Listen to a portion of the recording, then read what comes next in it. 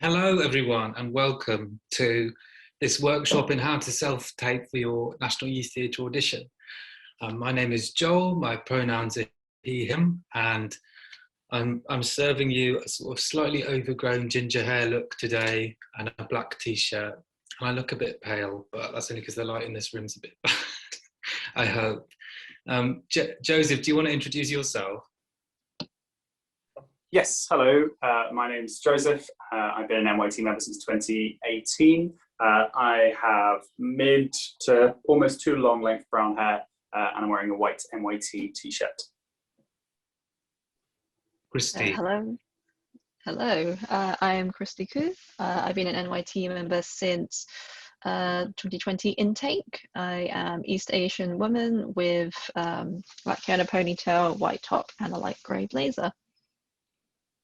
Wonderful. So I've been an associate of the National Youth Theatre since 2018 and I'm joined by these two amazing members. We're going to lead you through a workshop today of how to get yourself feeling super ready and super excited about your NYT audition, and also talk you through, if you have any questions in your head, about how to set that recording up. Just to say three things that are going to be the sort of headline of the workshop throughout it. Is that we're absolutely not at all interested or caring about the way that you record it. We're only interested in you and your talent. The second thing is it's never going to be perfect, so please don't spend your days and days agonizing and worrying about it. And the third thing is that you are enough. Everything that you bring is enough. We're interested in you. Whatever you can bring is what we want to see. So with that in mind, I'm going to lead you through a short warm-up, which might help you to kind of feel a bit more rooted and grounded, get a bit more energy in the body, get everything kind of moving and the breath moving and feeling prepared. And then we're going to do a few little exercises. Joseph and Christy are going to help with that. We're going to do a few little exercises on our speeches or our stories that we're working with. And then we're going to talk about how we set that up in space and make it count. Okay? So the first thing I want to do is just put on a little bit of music, and I want you to move the body in whatever way you want to. So for some people that might be dancing, but for some people that might just be shaking out. For some people it might just be a quiet moment to listen to some music. Whatever it needs to be for you, let it be that. I'm going to do a bit of shaking, a bit of breath work. Joseph and Christy, feel free to mute yourselves if you need to, but let's have a little shaker.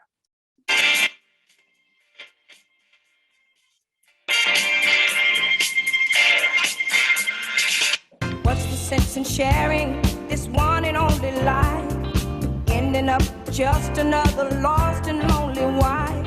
You count up the years and they will be filled with tears. Love only breaks up to start over again. You'll get the babies, but you won't have your man. While he's busy loving every woman that he can. Say I'm gonna leave 100 times a day. It's easier said than done.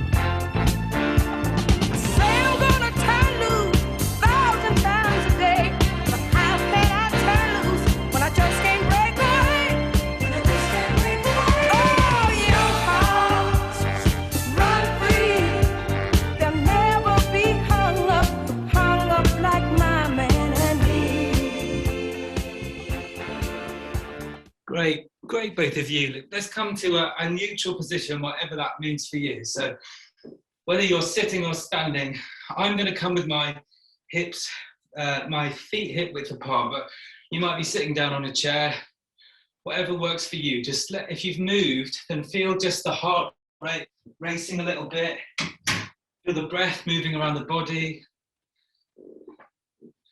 feel a bit of energy in the body. Hopefully that's shaken out a bit of nerves or frustration. And this is a really good thing to do, anyone watching. Put on your iPod, put on your favourite song, put on something that makes you feel really juicy and good. Whether that's moving or sitting and listening to it. Bring that sense of fun and mischief and excitement right from the beginning of this process.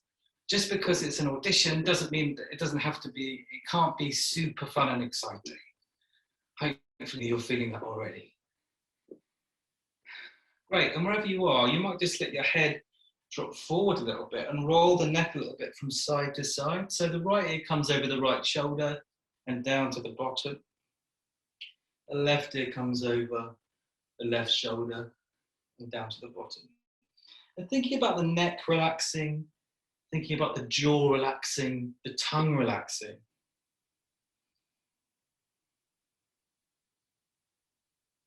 Good. You might want to take that all around if it feels good. And then bring that back up to stillness. You might want to softly close your eyes and just notice what the breath's doing. So it might be going really shallow and up top and nervous. But you might just want to put your hands on your lower belly and just invite your breath to come to a slightly lower place. If you're sitting down, this might feel easier. You might want to take the legs a bit wider and come to a bit more of a sort of squat position. But over the next 5 breaths, you're just inviting it to drop to a bit more of a lower place. And let's say that the breath comes out through the mouth. After all, that's where we're going to be speaking from today. It doesn't need to be loud, it's just exiting the body through the mouth.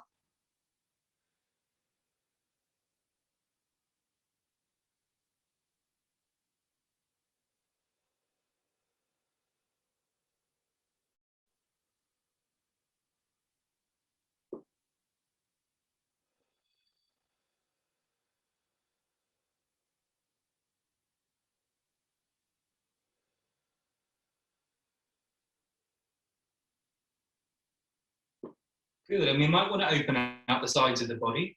So whatever this means for you, I'm going to lift up my right hand and stretch down my right side, thinking about those ribs opening up. If this is bringing any pain or discomfort, or it's just not working for you, then just carry on with that low breathing. But if it feels good to open up the sides, then do. You might want to pat or stroke, and just remind your tongue, remind your jaw, remind everything in your face to kind of take a holiday, be super soft and relaxed. Come back up to center. Good, I'm going to go over to the other side. Gorgeous. Yeah, you might want to stroke, you might want to pat. Remember to keep your neck relaxed, keep your jaw relaxed. And speak kind words to your body.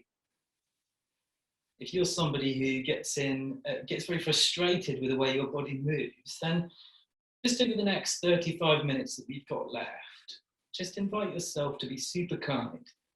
I'm doing great. You might even want to say it out loud. I'm doing great, I'm feeling calm, I'm ready. Good, come back up to center. And you might want to just take that a little bit further by rolling down the spine a little bit. Whether you're sitting or standing, whatever you're doing. Whatever version of this feels good for you, just exploring that little bit of movement there. Good. Good, and I'm going to take rolling back up to standing now, please, you two. Got a squeaky floorboard here. I hope people can't hear it at home. I'm going to imagine that I've got a spray can of paint here, and whatever room I'm in, I'm going to imagine that I'm painting a big S on the side of the wall. So I'm going to shake it up, make it really fizzy, and I'm going to paint a...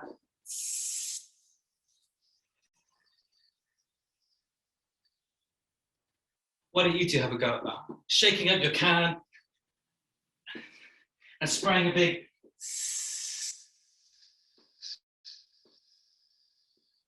Good, this time let's go for an F sound. Here we go. Somewhere else in the room.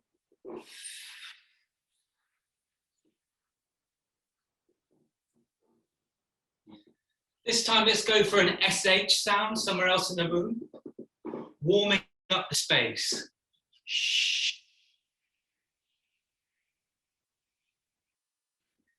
This time let's go for a TH sound. So the paint in your spray can is like a warm colour, like an orange or a red. TH sound.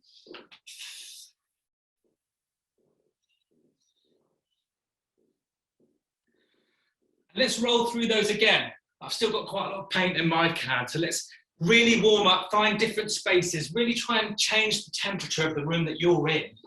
S sound.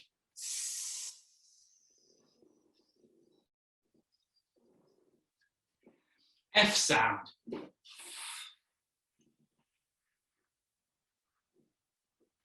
SH sound.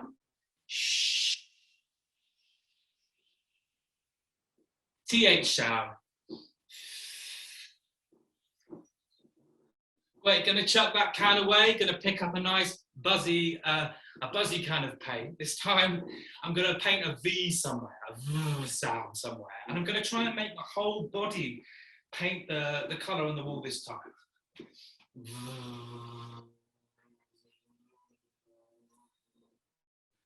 Good, let's go for a Z sound this time.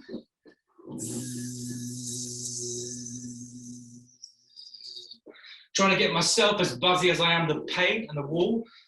A zh this time, a zh. Zh.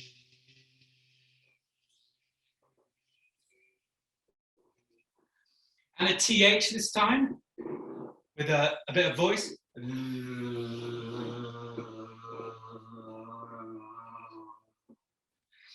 This time, let's take that V, but we're going to run out of paint and bring it just on a hum to the face. So I'm going to paint it here.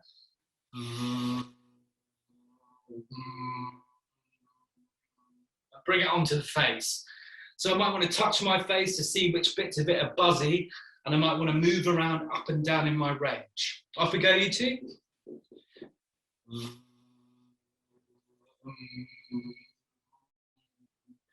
And as soon as you run out of breath, just take another breath, chew the face, and explore that hum through the whole body.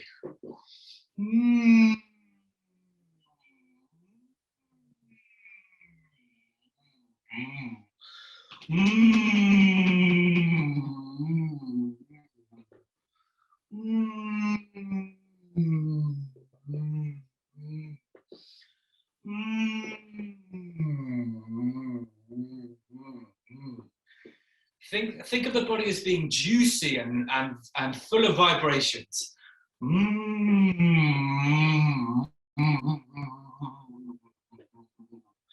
Good. From that hum, let's release onto an R sound.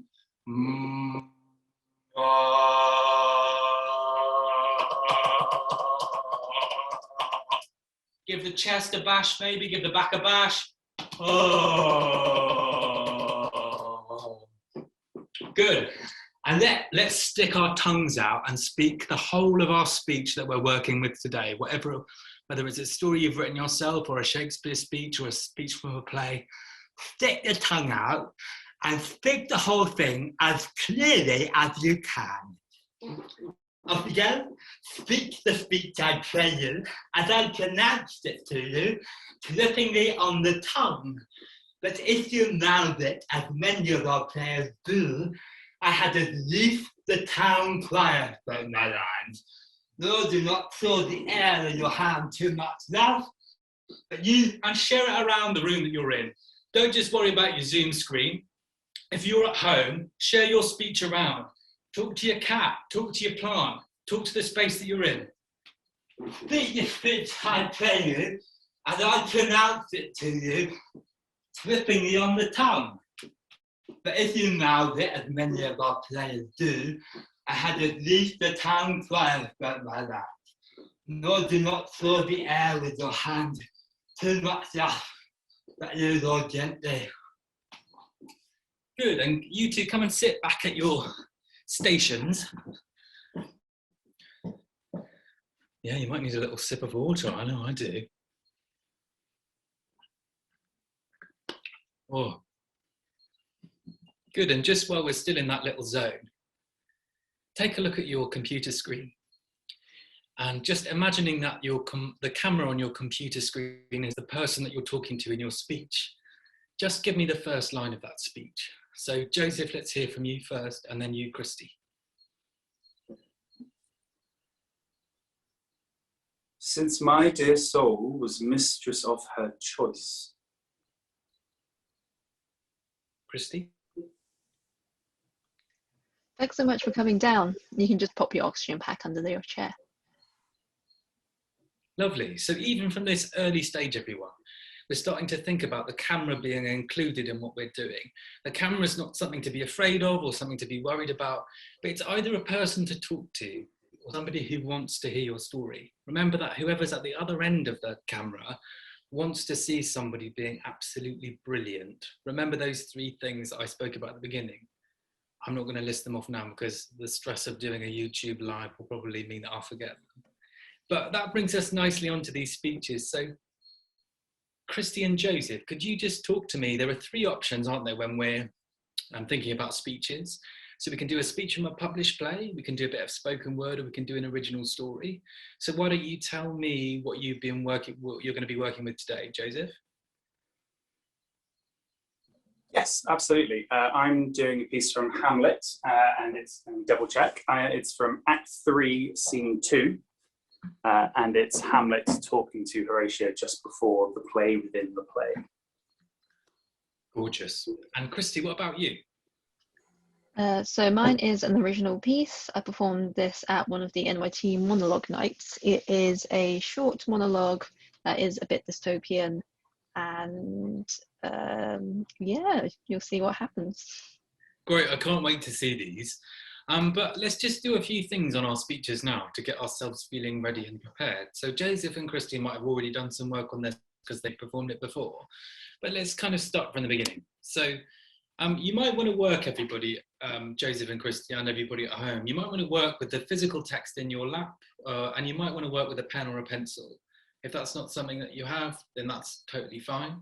But it's great if you can see it, but you might just want to work from it with your head or whatever you can manage. You might want to pause the video here and go and get a pen and pencil. If you can't, then that's fine. The first thing we're going to do is divide the speech up into three sections. So all speeches, all good speeches have a beginning, a middle and end, don't they? And it can sometimes feel overwhelming to look at them and think, how am I going to remember all of those words? Or I keep thinking of it as one big thing and I get lost and I keep forgetting my lines. So why don't we now read through our speeches and think about, it doesn't have to be written in stone, but when we think there's a big change, as I know there is in your speech, Joseph, when we think there is a big change in the way that the character is thinking or what they're saying, or they introduce a new subject, just drawing a little line on our page to divide it into three sections. We might also want to give those sections a little title. So we might want to say, introduces the idea of this, or you might want to say, decides to kill the plumber, whatever it is, that you're deciding on what those three sections are and the action that the character takes.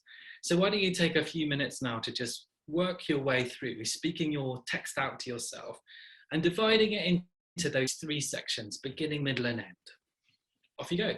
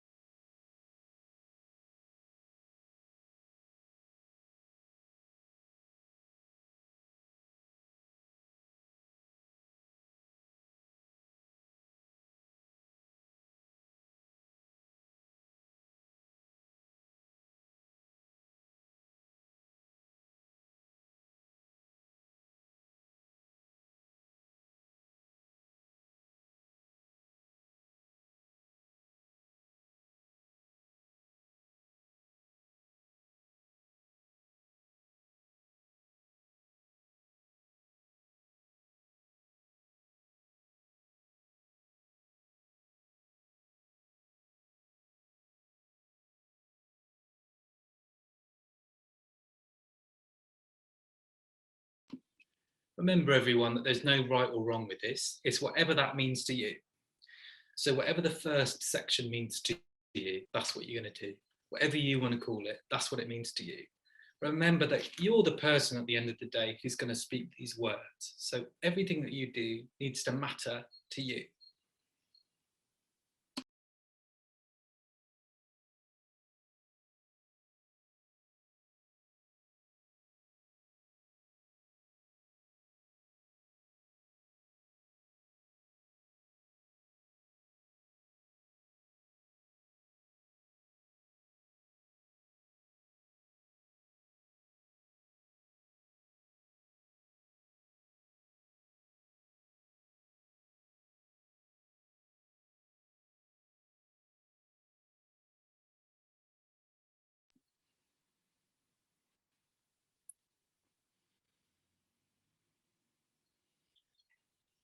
Just a few more moments on that.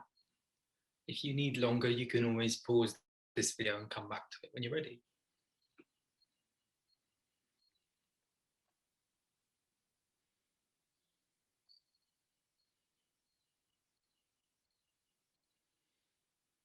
Great, and if you haven't already, then give those each bits a little title in your own head so it's super clear. So you'll have 3 distinct sections with a title for each. And those 3 titles should help you understand at a glance what the story of the whole speech is. Brilliant. So, Joseph, do you want to just read me your titles? Yes, my titles are for section 1, Hamlet flatters Horatio. Section 2, Hamlet recruits Horatio. And section 3 is called Then We Plot. Brilliant. So that's definitely got a shape. But don't be afraid, Joseph, and anyone at home listening. You can be even more literal and even more obvious than that. It can literally be a description of what somebody says or what somebody does in it. So don't feel, as long as it means something to you, that's all that matters. What about you, Christy? I know this can be challenging when it's a piece that you've written yourself. Yes, so I have world building, classified information, and then time to go. Brilliant, that sounds like a story I want to hear. Great, here are some other things we might want to think about or decide if we haven't thought about or decided them already. So here are some questions. If you need longer on these questions than I give you, then feel free to pause the video. Where are you? So what kind of space are you in when you're speaking this speech? When are you? So that might refer to the time, the literal time, it's 2:20, or it might refer to I'm in 1891, or it might refer to where you are in the story. That might be helpful too. So if you're working on a play like Hamlet, you might want to just remind yourself in bullet points everything that's happened to that point. For you, Christy, it might be something more abstract, like when I wrote this during the pandemic in March 2020, so I'm there. I need to, in my head, when I perform this monologue, sort of know that all the stuff that's happened since then hasn't happened. So it might be useful, everyone, when you're performing, to remind yourself of when you are, things that you don't know yet. If it's a speech that you've performed 1,000,000 times, you might need to set your head back to where it all began. Here's a really important one for me, which is, who are you talking to? And you might want to think about at this stage, if you're addressing somebody directly in this speech, you might want to think of that person being the camera. So if I'm speaking directly to Boris Johnson, I might want to imagine that my camera is Boris Johnson. I've got a sort of hotline to him. I don't know why I used Boris Johnson as an example there. What do you want from them? So what do you want them to do? How do you want them to change? Do you want them to come with you on this plan that you're hatching? Do you want them to be quiet? Do you want them to tell you that they're in love with you? It doesn't have to be, make it as simple as possible. It really doesn't need to be clever. It just needs to be something that you definitely, without a doubt, want. and I'm racing through these, but do pause if you still need some time on them, because I know that some can feel like a bit of a conundrum. And why do you want this from them? So that might seem really obvious, but it might seem really difficult. Why do you want this from them?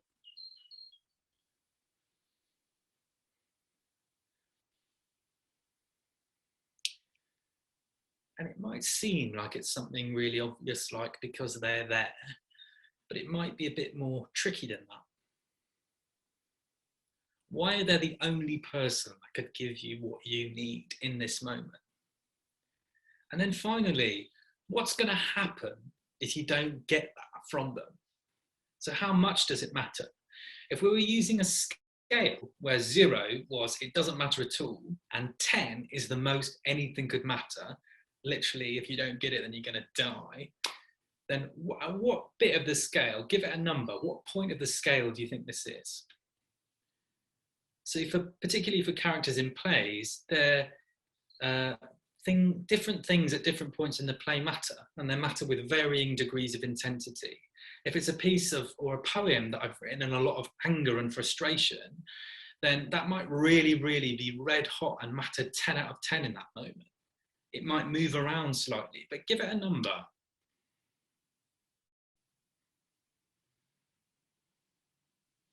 Lovely. So we've got this speech now, which we've divided into 3 sections, and we've decided on where we are, when we are, who we're talking to, what we want from them, why, and what happens if we don't get it.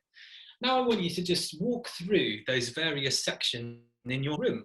So I would like you to walk from thought to thought through your speech. So a thought might be, what do I mean by a thought? I mean, it might mean where the sentence ends, or it might be where there's a new piece of punctuation. But I'm going to find a spot in my room, and I'm going to decide that I'm going to give my thoughts to that piece of the room, and I'm going to move towards that bit. Equally, I could just point at it, or move toward it, or think about traveling towards it. The most important thing is I'm being really specific about where I want to send that thought. So for me, I might use a speech like, "But soft, what light through yonder window breaks," the Romeo and Juliet speech. I might decide to give it to that light up there. "But soft, what light through yonder window breaks." The next thought, I'm going to find a completely different bit of the room and send it there. "It is the east, and Juliet is the sun." Next thought, next bit of the room. "Arise, fair sun, and kill the envious moon, who's already sick and pale with grief that thou, her maid, art far more fair than she." That's quite a long one. Yeah? So moving from thought to thought, either walking towards it in your room or picking out and being really specific in your room, detailing each thought in each section. You might want to remind yourself of the title of each section before you do it. You might want to sit down, or you might want to physicalize it in a way that feels good to you. The point of this exercise is to get the thoughts inside your body. So the more physicality you can give it, the better. Off you go.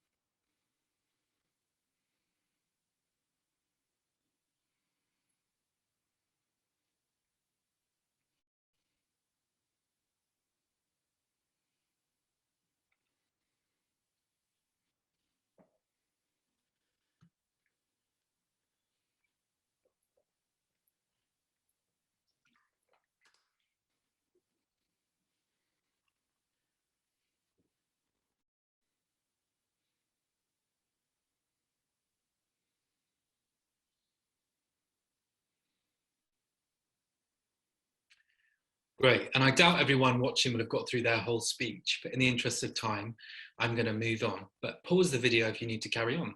Christy, could I hear your first maybe 3 thoughts? Sorry, could you repeat that? Could I hear maybe your first 3 thoughts? My first 3 thoughts. Yeah, the 3 bits of thinking in your speech? Bits of thinking in my speech. Just in the same way that we were doing that exercise then. Yep, so creating a welcoming atmosphere for these people that I'm talking to, making them feel reassured, a bit of small talk, and introducing them to this world. Great, so let's hear those 3 thoughts. Would you like the first paragraph? First 3 lines, yeah. The first 3 yeah. lines. Thank you so much for coming down. You can just pop your oxygen pack under your chair. Yes, the air quality index averaged at 500 this week. Horrible. Great. Thank you, Christy. Joseph, can I hear your first 3? Yeah. Since my dear soul was mistress of her choice and could of men distinguish, her election hath sealed thee for herself. For thou hast been as one in suffering all that suffers nothing. A man whose fortunes, buffets, and rewards hast ta'en with equal thanks. Good. So don't be afraid, everyone, of taking some time to slow everything down and separate out each thought as it occurs to you. Walk the thoughts out in the room, or take each thought in a new direction. Move those thoughts about in the space and try and make them change something. Try and make your plant grow by speaking the thought, or try and make the weather change with your thought. Make sure that in every line that you speak in your speech, you're trying to do something to the person that you're talking to with it. With that in mind, let's just think a little bit about the camera. Joseph, could I ask you to do those first 3 thoughts again? And just imagine that your camera is Horatio. And just speak out loud maybe what you want from Horatio just before you start talking. So something that I love to do as an actor, everyone watching at home, is have 3 things that I think about just before I start speaking, like a ramp or a diving board up towards it.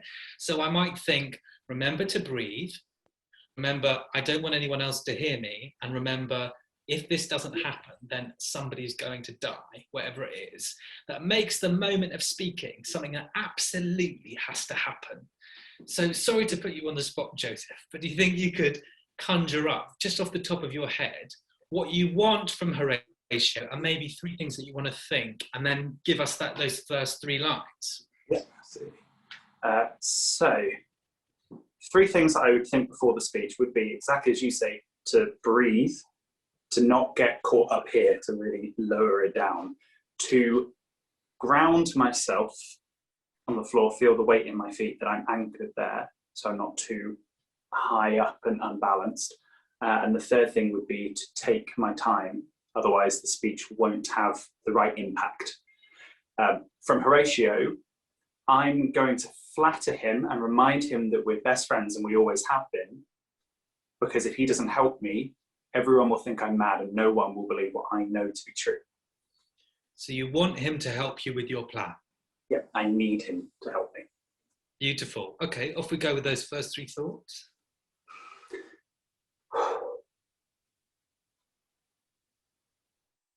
Since my dear soul was mistress of her choice and could of men distinguish, her election hath sealed thee for herself. For thou hast been as one in suffering all that suffers nothing. A man whose fortunes, buffets, and rewards hast ta'en with equal thanks. Fantastic. Thank you, Joseph. Christy, what about you? So 3 things that you're going to think before you start talking. What you want from the person that you're talking to. Yeah. Okay, so I'm also going to be thinking about grounding myself in my body and being present. Also thinking of the space around me that I'm trying to create through the speech. And where the breath sits in the body and how I'm going to use the breath, particularly in this monologue. And for my character, their aim is to get that sale and get that membership and secure it in order for profit, but they're not going to know it's for profit. We care about them, really. Okay, so shall I do my section again? Thanks so much for coming down. You can just pop your oxygen pack under your chair. Yes, the air quality index averaged at 500 this week. Horrible. Now, we'll just run over the basics before we get your signature and deposit. Gorgeous, both of you. Great to hear. And hopefully everyone at home is with you on that too. I'm now just going to talk a little bit about recording and what that might look like. So can you both see the screen that I've shared with you now? Fantastic. So as Christy and Joseph both did there beautifully, they've thought a little bit about the relationship to the camera, and that's really worth when you've moved from your warm-up into preparing the speech and thinking about what the person is saying and why they're trying to say it and why they need to do it in this moment. Don't forget to think about the camera in that moment. So you might want to address your speech directly and speak to the camera. That might feel really good. That might feel really weird to you, and you might want to stand with somebody in the space. If you're going to stand with them in the space, then maybe have them just to the side of the camera so that we can carry on seeing your face and all of the amazing work that you're doing. You might want to decide to do it with nobody in the room and just take your eyes slightly off. But remember to think about, as you would with any monologue or speech that you're doing, who you're talking to. You might be talking to an idea if it's something that you've written yourself, but really picture someone there that you're trying to change. Somebody once said to me, and I'm sorry if this sounds a bit abstract, but somebody once said something to me like, you're trying to, with a piece of performance, you're trying to turn bread to toast, you're trying to change something in some way, you're trying to leave an impact. So remember that the words that you're speaking are trying to do something to somebody else. If there's nothing else that you take from this, then take that with you. So thinking about setting up the recording itself then. So we've done that little warm up, we've done all that preparation. Here are some other things we might want to prepare before the day. So you might want to think about a quiet space to record, as quiet as you can manage. Again, nothing's ever going to be perfect. So think about the best that you can do. That might not be in a hallway or a bathroom if possible, because it might be a bit echoey. The spaces that Joseph and Christy have got are amazing and just clear of any, they just seem like good neutral spaces where I'm not looking at somebody's cat or bookshelf if possible, but equally I'm always happy to see a cat. So a quiet space or a quiet bit of your house. Likewise, if your mum or parent or friend that you live with does their hoovering on a Wednesday evening and that's when you've decided to record, maybe just have a little word with everyone that you live with and say, I'm going to need an hour to do my NYT audition recording. Could everyone not do lots of coughing and not do lots of recording and all that sort of stuff? The next thing to think about is a plain background. So for me, it involves taking some pictures off the wall, as I'm seeing Joseph nod there. But just making sure that the space behind you, with the best that you can do, is kind of uncluttered. You might have one of these fancy things behind you, but I don't. So just take everything down if it is. It can be distracting to see people's boys' own posters. Boys' own posters? Who's had a boys' own poster for about 15 years? But, seeing your pot plants is lovely, but you don't need to go overboard, but a plain background will do, so that we're concentrating on you and your face. Good light. What do I mean by good light? Well, ideally, I mean the natural daylight of the day. Today's a bit gloomy in the room that I'm in, so it's not that light. So I might need to switch the lights on in my room.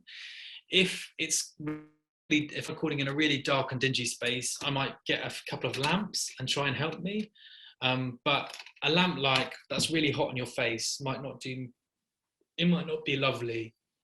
So just have a play around with that before time, if you've got time and if you want to. And then camera setup. So you might have a tripod like this person does in this thing, but you probably don't, and that's fine. So you might need to do a bit of artful balancing on books, or you might need to get somebody to hold your phone. Make sure if somebody's holding your phone for you that you're holding it in a way where your body can be framed. So the way that Joseph and Christy are framed in this Zoom call is great. And I think, Joseph, you're standing up, aren't you? So why don't you tell me what you've done there with your computer, because that looks great. So I'm standing up. I've got my iPad balanced on a music stand, which is on top of a coffee table. I've had to move the sofa out of the way and a bunch of other things. I've moved lamps around because this is the most clear space in my flat. But again, as you say, you have to take things down. Don't be afraid to make a mess. a little bit to get the space that you need. What about you, Christy? So my room is quite small, so I have to make do with what I can, but this is my desk. My laptop is on a laptop stand and it's kind of angled to my liking.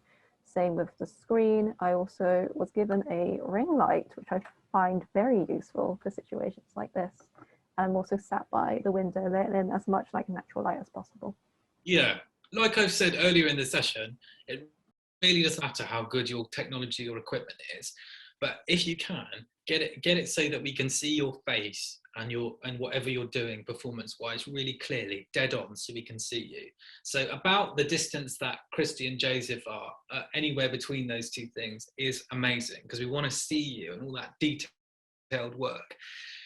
Likewise, if you're addressing the camera, you might want to think about the physical relationship with it as you rehearse. So rather than thinking about it as something you're going to do in the future that's separate from the camera, right from the beginning when you're working through your speech, think about how's the camera going to be involved in that? Is the camera somebody who's just witnessing it, or is the camera somebody I want to address this to, or what is the camera doing? So rather than that being something that makes you freeze and feel really tense, it's something that you can include. Likewise, if you have someone reading in with you and they're super far away from the camera, it's not that helpful if I'm watching an amazing performance, but it's all from the side. So try and do a little practice or a little technical rehearsal so that we can see your face. That's lovely. Clothes-wise, you might want to think about what Christy and Joseph are wearing is absolutely perfect. Something that feels like you on a good day, that you're ready to work, you're feeling confident, and shows us who you are and your personality. Remember, we want to see you and you are enough, and everything about you tells a story of who you are. So don't worry about feeling like you need to get something right or wrong. There isn't any right or wrong. We're interested in you. So from the moment that clip starts to the moment it finishes, everything that you're doing is telling us who you are. Everything is telling us how brilliant you are, how excited you are, how much you love performing, how much you want to be part of the National Youth Theatre. Hopefully that makes sense. Do you two have any other questions about anything that I've said there? Things that have come up for you in the past that you've thought this would have been really helpful to know? One thing that I didn't know about until someone told me, and it seems obvious when you talk about making sure things are as quiet as possible. Remember that sometimes there are sounds you might have tuned out because you're used to being in the room. So for example, I used to have a very loud ticking clock in the room, and I didn't notice it until I sent a self-tape to someone for them to have a look at, and they said, yes, but all I can hear is the clock in the background. So think about little things like that as well. That's a really good point. I think little things like that. So what you might want to do is have a little dressed rehearsal. I sometimes like to do that when I do a self-tape. The night before I'm supposed to do it, I might just do a little dress rehearsal, and I might just calmly look back and think, okay, that doesn't look as what I thought it was going to look like, or that's a bit loud, and just looking at it from a technical perspective, what you might want to do. Thinking then about the recording, because we're just in our last couple of minutes of the workshop now. On the day of recording, remember that you've done all of that amazing preparation. You might have done a little warm-up, set up the space in plenty of good time. Make sure that you're feeling confident and you've got enough time to do it. Don't rush yourself. Calmly record it. Don't do a gazillion takes. Just do maybe 1 or 2 or 3 takes. If everything keeps going wrong and you feel super duper nervous, take a pause, go and have a cup of tea, go and have a walk around the block, have a breather, have a bath, do anything you need to just feel a bit chilled. Once you've done your recording, take a break from it again, and if you're selecting, if you're choosing between a few different takes, then calmly do it when you're on the sofa later on. Maybe you want to ask a friend that you trust or somebody else, but make sure that it's work that you're proud of and work that represents you, not what you think people want to watch or not what you think you should be doing, but it's something that you actually want to do and something that you want to share. Likewise, you might want to have a little think about your answers to those questions, and you might want to write a few notes. So if you're comfortable sharing, Christy and Joseph, could you just, before we kind of wrap up, talk to us about when you were, if you can cast your mind back to when you first joined the National Youth Theatre, what were some of the things that you were really excited about, and what was it that attracted you to the company? Christy, why don't we start with you? So some of my friends had done it in the past and they highly recommended it. They said it was very, very much life-changing and just, really gave them a lot of like clarity and direction and support. And I really want to be a part of that. Particularly, I'm someone who has never been to drama school. I didn't even get to do my drama GCSEs. And it was really nice knowing that all avenues haven't been shut. There are still programs, amazing institutions and organizations like this to offer you ways into this world. So that was what I was really excited to get to try and join. Amazing. What about you, Joseph? So I'm a little bit older than a lot of people auditioned. So I was 22 when I auditioned, and I hadn't done the acting for a little while, and I really missed it. And a friend had done National Youth Theatre and said that they loved it, and I really liked their kind of ethos about community working as an ensemble and everyone being welcome. And it was exactly what I hoped it would be and more. And it really reminded me that acting is what I want to do. So that was everything that I wanted it to be. Lovely. Maybe for you who are watching at home, that might have jogged your memory, and those things may apply to you or they may not. Whether you've never acted before or you've done loads of acting, we want to hear from you. We want to see what you can bring to us. So maybe you might want to have a think now, pause the video now and have a think about what is it about the NYT that you're attracted to? What do you want to, what excites you about being an NYT member? Have a little think about that. It might be your favourite actor came to the National Youth Theatre, but it might just be that you saw someone with an NYT t-shirt on once and they looked like they were having a good time. Whatever it is, be honest about it, because we want to hear, as I've been saying, the sort of headline of this workshop is we want to see you, we want to see what you bring, and we want to understand your talent. So just to recap then, everybody, because we're just about to finish, is when we're thinking about preparing for our self-tape, go all the way back to the beginning, slow everything down, divide your speech up into sections and walk it out or move it about thought by thought. Build it up in sections. If you're struggling to learn it, then take it one section at a time. Once you've got on top of that, decide who you're talking to, what you want from them and why you want it, and build that into your rehearsal time. Think about whether the camera's going to be included in that or not. And then set up your space. Set up your space so that you're confident with it, that your camera's not too close nor too far away from your face, that the room isn't too echoey, that nobody's hoovering in your flat, that you're feeling confident and good. Then on the day of your recording, you might want to do a little warm-up. You could replay the beginning of this video and do that warm-up, shake out any nerves, get the breath to a nice low place, and just have a quiet moment before you start recording and remind yourself of why you want to do this and why you think it, why you clicked that you wanted to audition. Remember always, just before you do a self-tape and afterwards when you've sent it off to us, that we want you to be brilliant. Nothing's ever going to be perfect. If we like what you do, we're going to see you again. So don't worry too much about that. And you are enough. Whether you are asked to join the company this year or not, there's loads of things to get involved in. So remember that you're enough, you're brilliant, and we can't wait to see you whenever you audition. So thank you to Joseph and Christy. Thank you so much for sharing your work and your enthusiasm with us today. Thank you to all of you who've taken the time to watch this through to the end. Hopefully you've had some things that have been useful for you to do today. I'm sorry that it couldn't be longer. Good luck with your self-tapes and see you soon.